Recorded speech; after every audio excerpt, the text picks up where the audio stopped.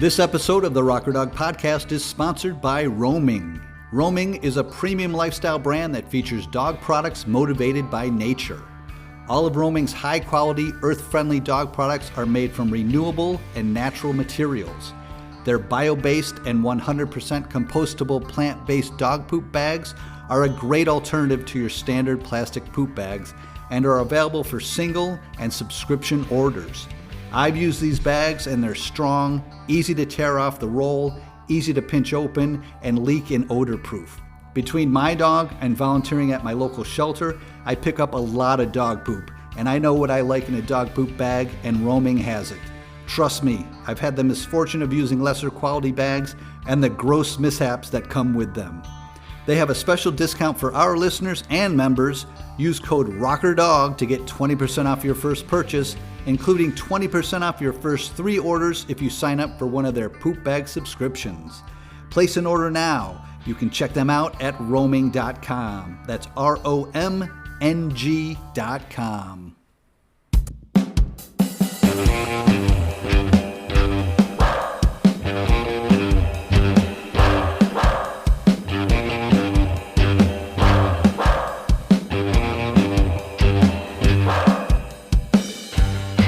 Hello, all good dog people out there.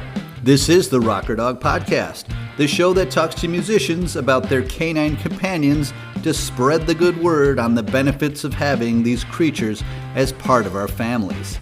My name is Tim Dill. I come to you alongside my bestest buddy Charlie, and we are both happy to bring you a great little Q&A with none other than drummer extraordinaire John Tempesta, who rose to prominence as the drummer for White Zombie / Rob Zombie and has been the drummer for The Cult for the last 18 years.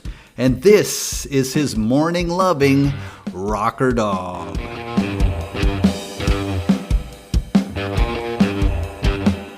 Luna is my rocker dog. She's the best dog in the world. She's my heart, my soul. She's everything to me. And she is cool. She's the black dog, the Luna Tuna Barbaruna. Speaking of which, I understand you have a number of nicknames beyond Luna Tuna Barbaruna. What are some of those nicknames? Luna Fish. We have a better Looney Toonies, you know.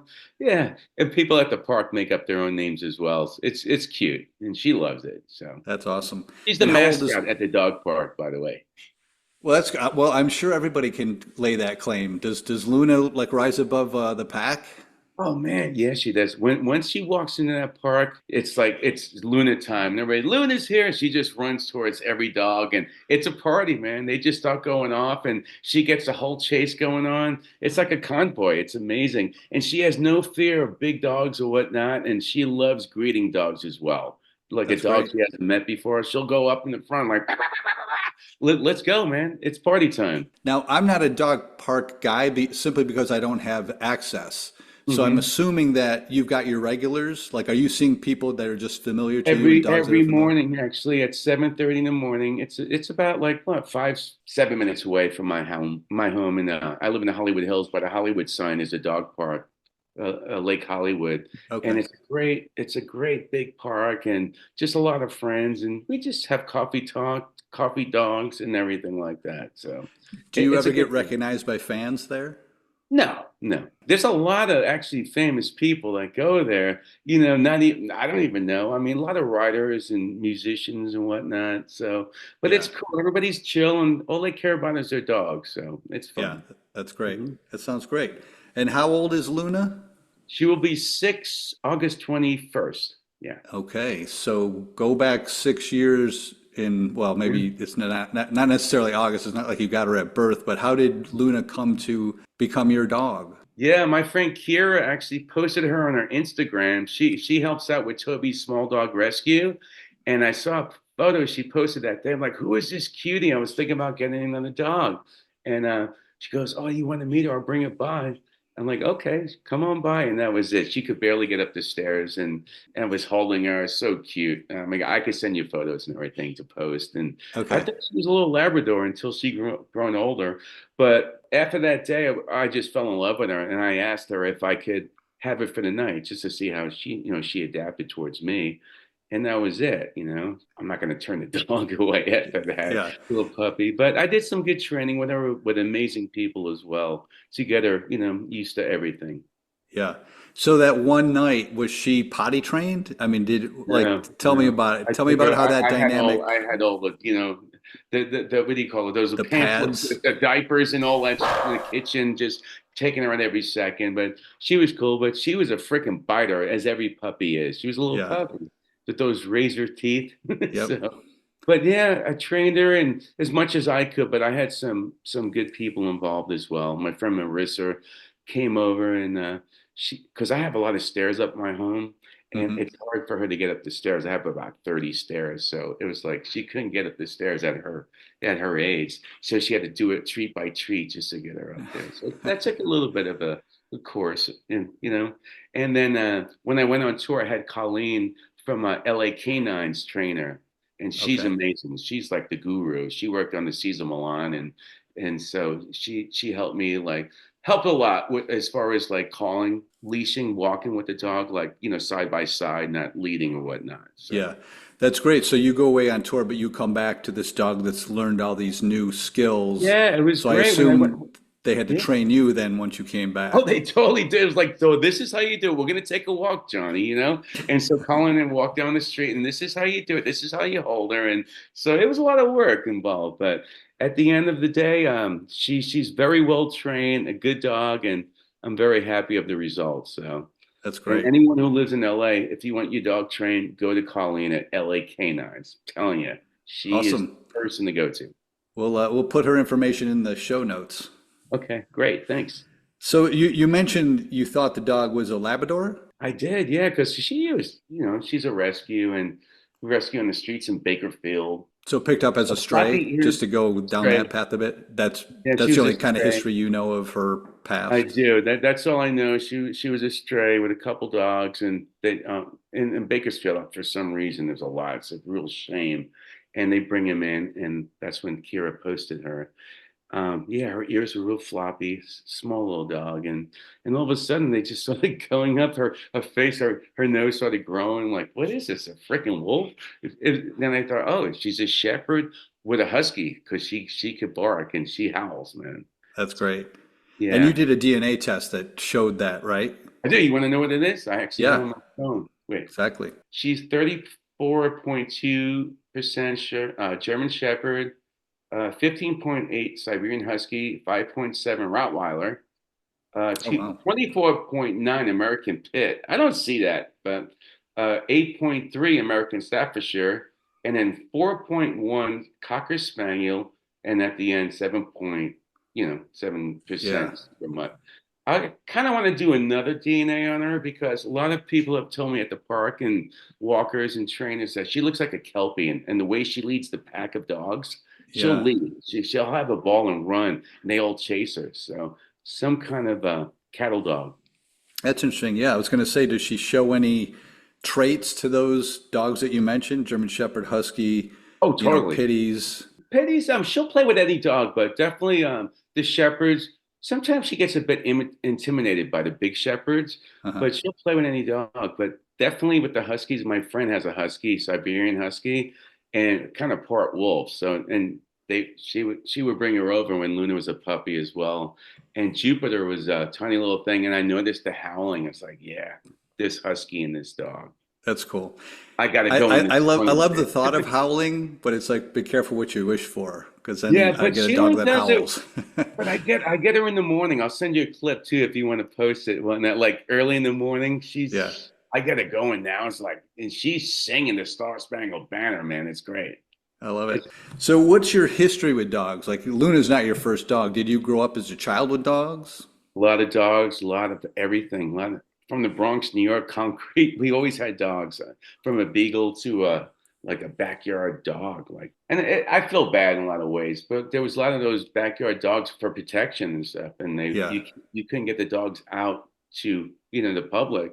And I remember my dog Teddy got out one time, and the whole neighborhood freaked out. I mean, kids would jump on their cars like Teddy's out, Oh, because run for cover, okay. man. It was crazy. But he loved us as children. But if anybody got close of us as a child, he would go nuts. Yeah. My brother would rescue strays off the street. We had an Irish setter, English Springer Spaniels, Wow. other dogs. Yeah. Well, I was going to say it had to be a different time. I mean, you go to the Bronx, and I'm probably talking Mhm. about the 70s, right? That's right. Yeah. It was the 70s. Yeah. So, there's probably not the dog parks like they have today. Not at all, There's man. not It's the like concrete. rescue SPCA infrastructure Yeah, we have other today. dogs were like backyard dogs, man, Yeah. but it was a nice park, honestly. When my dad got another dog later on in his life, we go to Orchard Beach, City Island, which is a nice area in the Bronx, huge park and by the water. So it was good for him. And, it's a nice area for dogs in general. And is this something like your mom and dad passed down to you? Were they dog people, or were they more like, let's get a dog for the kids, and you kids were more of the dog people? Yeah, I both of that. I mean, it started off with dogs, but we had every freaking animal. My mom had Okay. cats. My brother would bring home ducks. You know what I mean? There was one time we had a tortoise he brought from Montauk, New York. It's like there was so much stuff in this little backyard, but we just loved animals. And there was a parakeet we loved. Like we would have at the dinner table, and we let him out of the cage. He would just jump on everybody's head and everything. So we're just animal people in Yeah, general. that's great. And then more recently, I've got a couple of names to throw out at you. Stella. Yes. Who was Stella? Stella was my old Frenchie, French Bulldog, white Stella. She was really cool. Yeah, my ex and and we had her together, and she was great. She passed as well, and I also had the Skipper Key with her too, Patton. He was a trip, man. If you know of a Skipper Key breed Yeah, at all. aren't they, don't they have that high energy, high Yeah, intelligence kind of I mean, thing going honestly, for them? I would watch basketball games and Patton be on the couch going like this as they're jumping for the ball. He was freaking nuts, man. Yeah, Now, of Frenchie all was these good. dogs you've had throughout your life, who's the soul dog? Oh, Who's that? Luna, by far. Luna. So your current dog, Luna. Okay. She's everything because, it's one of those things, when you have a dog with someone, so, but she's like my sole provider, I Hmm. would say. But I love her to death, you know what I mean? And everybody around me does. My brother watches her when I'm gone and I have friends watch her. But yeah, but Luna, she's a special soul. That's great. Now, I Mhm. always like to hear about, you as a musician, you've played with a bunch of different artists. Do you guys ever discuss your dogs? When you get back with the cult, will any of the band members say, "How are you? How's Luna?" Oh yeah, man. The first time actually, Luna was 1 year old, and we played the Greek Theater here in LA. And we pulled up early in the morning to the venue. I was like, okay, I'm gonna go home and see Luna. I haven't seen her in a while. It was great. And I brought her to sound check, and there's a Billy Duffy with her holding her, and everyone in the band. It was really sweet. Did sound check, went back home and played the venue. And as well as Rob Zombie, when I played with Rob, he would have his dogs. Dracula on tour, little pug, which was really cool. Yeah, I know he's got a farm and he's a Yeah, vegetarian or vegan, big but time. Yeah. I never saw any dogs on his social media, so I was curious about that. Yeah, I'm not sure what animals he actually has. I know he does have a big farm out there in Connecticut with Sherry. That's where she's from. So Hmm. they're huge animal lovers and I mean big vegetarians as well. Yeah, So yeah, we yeah. love our animals, man. And the best thing is when you're on tour, you miss your dog. And if there's a dog at the venue, everybody just adapts to it and just wants to hang out with the dog all day long. It's like, Yeah. fuck you guys, I'm gonna go talk to the dog. I love that. And I see that a lot on social media. I just saw something with the Red Hot Chili Peppers recently where I think a rescue had come and brought a pen of puppies and the band members were mixing with it. So So great. very, very cool to see. What about Scott Ian and his wife Pearl, who you play with in Motor Sister? I know they've Yeah. got, I forget what they have. They have like a terrier, maybe? Yeah, Grizzly. Grizzly. He's a cool dog, man. Yeah, that dog goes everywhere at rehearsals or in the studio doing videos and whatnot. And cool dog, even to Yeah, restaurants. Yeah, it's like they're a child. You know what I mean? Like yeah. Rebel, named Grizzly. So good dog. And I'll just mention one post. This isn't really a question, but fellow drummer Adam Willard, I assume by the post must have been moving probably from LA to Nashville, and Hmm. you had written "Best to You," "The Misses," and "The Doggies in Nashville." I thought Oh that was yeah, funny that you took the time to actually call out his dog and yeah. wish him the best. Oh, I love that. He's a good friend of mine. He was my old drum roomie. I was so bummed when he was moving to Nashville. I was like, "Oh, dude, you're leaving, but make sure you give the doggies a hug for me, man." He would always bring them by and stuff. What did Very. he have?